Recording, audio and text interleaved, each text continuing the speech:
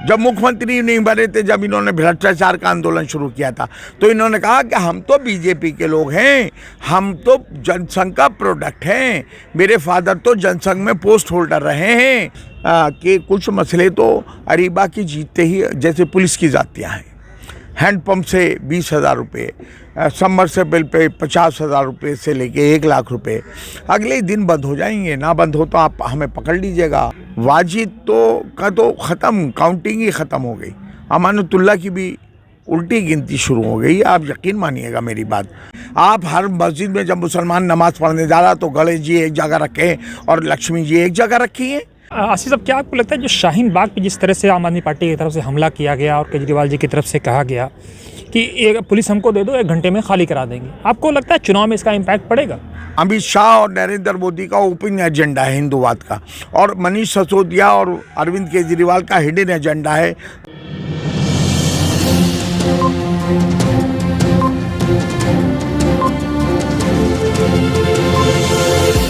झूठ से दूर, खबरों से भरपूर। हम आपसे समझने की कोशिश करते हैं आसिफ साहब कि जिस तरह से अरविंद केजरीवाल का पूरा सिनेरियो क्रिएट हुआ, बिल्किस बानो का मामला आया, आपकी पार्टी ने जघन्य अपराध का, और आपकी पार्टी के प्रवक्ता पवन खेरा ने तो बाकायदा जज्बाती प्रेस कॉन्फ्रेंस की, लेकिन अरविंद केजरीवाल की तरफ से खामोशी अख्तियार की गई। गुजरात में कहा गया कि साहब ये कोई मुद्दा नहीं है। देखिए, अब मैं यहाँ से शुरू करता हूँ कि कल से अमानतुल्लाह परसों से ये कह रहे हैं कि भाई हम तो अरविंद केजरीवाल के नाम पे वोट मांगेंगे। उस अरविंद केजरीवाल, शर्म आनी चाहिए अमानतुल्लाह को और वाजिद को कि मुस्लिम हलकों में, मुस्लिम एरियों में आप केजरीवाल के नाम पर, वो केजरीवाल जिसने ताहिर हुसैन को अभी तक सज़ा नहीं हुई है किसी कोर्ट से, बीजेपी आरएसएस ने उस पर एक इल्ज़ाम लगाया, अरविंद केजरीवाल ने उस पर मोहर लगा दी, पार्टी से निकाल दिया अपने काउंसलर को। जब जब उसके बाद जो कोरोना का एक मसला आया है ना, उसमें जितना मुसलमानों को अरविंद केजरीवाल की वजह से पूरे हिंदुस्तान में जलील और ख्वार होना पड़ा, उसका जिम्मेदार अरविंद केजरीवाल। क्योंकि अरविंद केजरीवाल अगर ये नहीं कहता कि ये दिल्ली का और हिंदुस्तान, दिल्ली में ख़ास तौर से जो कोरोना का ये हाल हुआ है वो मरकज़ की वजह से हुआ, मौलाना साद की वजह से हुआ। अरविंद केजरीवाल ने लेफ्टिनेंट गवर्नर को लेटर लिखा और मौलाना के ख़िलाफ़ FIR करवा दी और उसको सील कर दिया। रोज़ प्रेस कॉन्फ्रेंस करता था कि आज मरकज़ में इतने कोरोना के केस और दिल्ली में इतने। क्या अरविंद केजरीवाल मरकज़, निज़ामुद्दीन मरकज़ क्या दिल्ली का हिस्सा नहीं था, हिंदुस्तान का हिस्सा नहीं था? उसकी डिटेल अलग से आप क्यों बताते थे? फिर भी भ्रष्टाचार पे आ जाइए। जब सत्येंद्र जैन 6 महीने से तिहाड़ जेल में बंद है, आज तक उसकी मिनिस्ट्री बरकरार है, उसको मिनिस्टरशिप से नहीं हटाया। और मनीष सिसोदिया पे जब ED ने एलिगेशन लगाए तो अरविंद केजरीवाल ने प्रेस कॉन्फ्रेंस की कि मनीष सिसोदिया और सत्येंद्र जैन को भगत सिंह की उपाधि देनी चाहिए। उसके बाद फिर अमानतुल्लाह जब अरेस्ट होता है तो मनीष सिसोदिया और अरविंद केजरीवाल का मुंह सील हो जाता है। अभी आप पिछले दिनों में देखिए, हमें सभी के मज़हब का एहतराम करना चाहिए।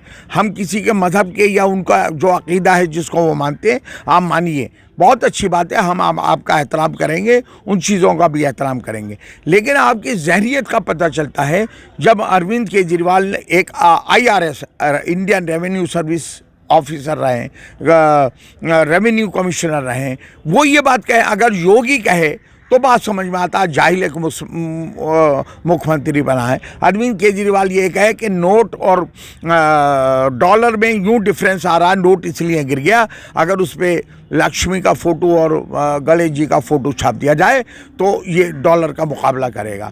क्या आप हर मुसलमान की जेब में लक्ष्मी और गणेश जी रखना चाहते हो? हमें कोई एतराज़ नहीं है, आपकी सोच पे अफसोस है, आपकी जहनियत पे अफसोस है। आप हर मस्जिद में जब मुसलमान नमाज़ पढ़ने जा रहा तो गणेश जी एक जगह रखें और लक्ष्मी जी एक जगह रखी हैं। हम उनका एहतराम करते हैं, हम किसी का ये नहीं कह रहे और ना हमें किसी पे एतराज़ है। अगर अरविंद केजरीवाल ये बात कह देता कि ख्वाजा निज़ामुद्दीन औलिया का फ़ोटो दरगाह का एक तरफ और एक तरफ गणेश जी का फ़ोटो छाप दिया जाए तो इस हिंदुस्तान में डॉलर और पैसे की वैल्यू बढ़ जाएगी। हम मोस्ट वेलकम करते हैं। लेकिन आसिफ साहब, क्या आपको लगता है जो शाहीन बाग पे जिस तरह से आम आदमी पार्टी की तरफ से हमला किया गया और केजरीवाल जी की तरफ से कहा गया कि एक पुलिस हमको दे दो, 1 घंटे में खाली करा देंगे, आपको लगता है चुनाव में इसका इम्पैक्ट पड़ेगा? देखिए, अरविंद केजरीवाल ने, अब देखिए सब लोग, जनता इतनी समझदार है, उन इश्यूज़ को दिल में लिए बैठी हुई है। हमारी कौम मिल्लत के लोग क्योंकि उन्होंने थम्बिंग मेजॉरिटी से अरविंद केजरीवाल को सपोर्ट किया था, इसलिए वो इस टाइम कह भी नहीं पाए। उन्हें लगा कि यार किससे कहें, जिस इंसान के लिए हमने इतना किया वो हमारे लिए है। और मैं यकीन के साथ कह रहा हूँ, अभी आप देखिए वाजिद तो ख़त्म, काउंटिंग ही ख़त्म हो गई, अमानतुल्लाह की भी उल्टी गिनती शुरू हो गई। आप यकीन मानिएगा मेरी बात। देखिए, एक लोग, आम जन जो हैं, आम लोग हैं, वो किसी से पंगा नहीं लेना चाहते। वाजिद को भी 1 महीने पहले सारी जनता जिता रही थी। किसी से पूछो कौन जीतेगा, वाजिद जीतेगा, हाँ वाजिद भाई जीतेंगे। लेकिन आप 15-20 दिन में तब्दीली देखिए। ऐसे अभी अमानतुल्लाह के 2 साल हैं, आने दीजिए। 2-3 महीने पहले, 1 महीने बाद जनता से पूछिएगा, सफाया कर देंगे। उल्टी गिनती अमानतुल्लाह की भी शुरू हो गई है। बिल्किस बानो के मामले पे आप बोल नहीं रहे हैं, क्या वजह है? बिल्किस बानो को जिस तरह से, मैं मेरे उससे स्लिप कर गया। देखिए, मैं ये बात कह रहा हूँ क्योंकि गुजरात पूरी कांग्रेस पार्टी बिल्किस बानो की हिमायत में खड़ी थी। पूरी कांग्रेस पार्टी CNRC के खिलाफ खड़ी थी। पूरे हिंदुस्तान में अगर CNRC के खिलाफ कोई खड़ा था तो कम्युनिस्ट खड़े थे या कांग्रेस पार्टी।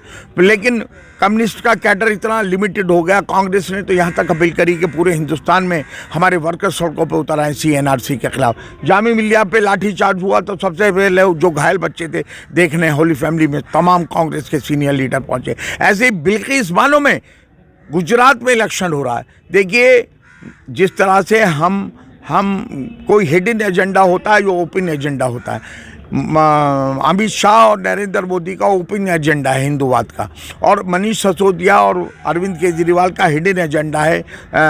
एक इंटरव्यू में मेरे पास है, अगर आप देखना चाहें तो मैं दिखा दूंगा। जब मुख्यमंत्री नहीं बने थे, जब इन्होंने भ्रष्टाचार का आंदोलन शुरू किया था, तो इन्होंने कहा कि हम तो बीजेपी के लोग हैं, हम तो जनसंघ का प्रोडक्ट हैं। मेरे फादर तो जनसंघ में पोस्ट होल्डर रहे हैं, जिसके DNA में ही जनसंघ हो।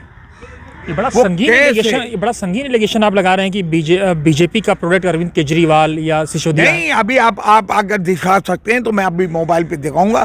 प्रेस कॉन्फ्रेंस की जब मीडिया ने उनसे पूछा, मुख्यमंत्री बनने से पहले की बात है ये, जब ये आंदोलन चलाते थे, इनसे पूछा तो इन्होंने कहा कि हम तो बीजेपी वाले हैं और हमारे बाप जनसंघ में थे, हम तो जनसंघ के प्रोडक्ट हैं। अभी आपको मैं दिखाऊंगा, ये नहीं कि मैं कहूँगा मैं कहीं से ढूंढ के दिखाऊँ, अभी आपको दिखाऊंगा मीडिया से बात करते हुए।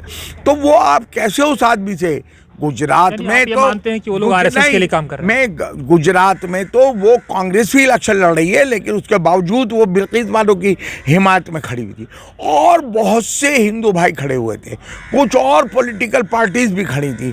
लेकिन अरविंद केजरीवाल ने एक बार भी बिल्किस बानो का नाम नहीं लिया। नहीं, वो तो मना कर दिया कि वो हमारे लिए कोई मुद्दा नहीं है। बड़े अफसोस की बात है, बड़े अफसोस की बात है। मुद्दा उनके लिए, जब कांग्रेस के टाइम में अगर कोई इस तरह का हादसा होता था तो ये RSS के इशारे पे इंडिया गेट पे धरना देते थे। नहीं, तो आपका ये आरोप है कि ये लोग RSS के लिए काम कर रहे हैं, इसलिए अबुल फजल के लोग कांग्रेस पार्टी का समर्थन दें और राहुल गांधी को मजबूत करें। देखिए, मेरी अपील करने की कोई ज़रूरत नहीं।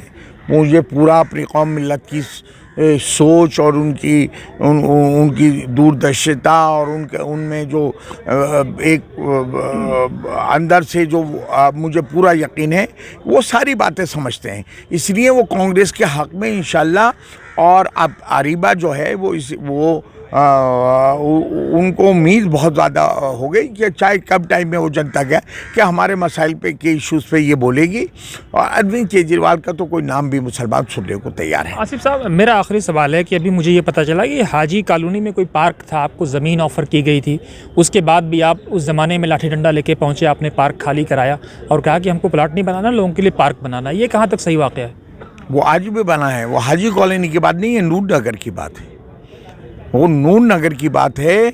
मैंने आधा पार्क अपने टाइम में खाली करा दिया था, आधे पार्क तो एमसीडी के हैंड ओवर कर दिया था, आधे पार्क पे अभी उस कुंडों से तो खाली करवा दिया था। लेकिन परवेज़ हाशमी साहब के घर से 2 घर आगे को आप जब नूर नगर चलेंगे, बाएं हाथ को एक तरफ पहाड़ी एरिया है, एक तरफ वो है। आधे पार्क पे अभी जामिया और एमसीडी का डिस्प्यूट चल रहा है, वो नपाई वपाई होनी है, फिर उसमें बारात घर बनवाएंगे या वो बनवाएंगे। अमानतुल्लाह उसको भी आज तक सॉल्यूशन नहीं कर पाया। हम तो हमेशा की जनता की लड़ाई लड़े, पूरा ओखला जानता है इन मसाइल को, बहुत लड़ाई लड़ी, और मैं यकीन से साथ कहता हूँ, आप देखिएगा कि कुछ मसले तो अरीबा की जीतते ही, जैसे पुलिस की जातियाँ हैं, हैंडपम्प से 20,000 रुपये, सबमर्सिबल पे 50,000 रुपये से लेके 1 लाख रुपये अगले ही दिन बंद हो जाएंगे। ना बंद हो तो आप हमें पकड़ लीजिएगा, हमें कहने की पुलिस से ज़रूरत नहीं पड़ेगी, जानती है पुलिस, अच्छी तरह से जानती है ना। यानी आप ये कह रहे हैं कि ज़्यादती बंद होगी, कमीशन खोरी बंद होगी, सफाई सुथराई जो आज ही एमसीडी आकर आपके यहाँ डेरा डाल के बैठ चुकी है, तो सफाई सुथराई तो कोई मसला ही नहीं रहेगा। कोई सफाई मैंने कह दिया, उसके लिए तो बात ही मत करिए। आप मुझसे एक हफ्ते से लेके 1 महीने के बीच में मैं आपसे टाइम ले रहा हूँ, मैक्सिमम 1 महीना। वो मुझे नहीं लगता मुझे एमसीडी से कहना पड़ेगा, वो मेरी आदत से, मेरी वर्किंग से वाकिफ़ हैं। उन्हें देखिए, एक ढेर पे गार्बेज माफिया बैठा हुआ है, 100 रिक्शे बाहर से आते हैं, उनसे 1200 रुपये रिक्शा लिया जाता है, 1,20,000 रुपये महीना इनकी जेबों में जा रहा है। वहाँ कलेक्शन होता है पॉलीथीन का, प्लास्टिक का, लोहों का, वहाँ बाकायदा डेरा डाले हुए वो माफिया, गार्बेज माफिया बैठा होता हूँ। यहाँ पे भी जाइए, वहाँ पे भी जाइए, पूछिए भाई तुम आप यहाँ कैसे बैठे हो, है ना, किसके इशारे पे बैठे हो, किसके लिए ये कलेक्शन करते हो, पूरा माफिया है। देखिए वाजिद जो है वो ओखला का सबसे बड़ा बिल्डर है, और अमानतुल्लाह भी बिल्डर है। कभी भी बिल्डर पुलिस से, एडमिनिस्ट्रेशन से लड़ाई नहीं लड़ सकता।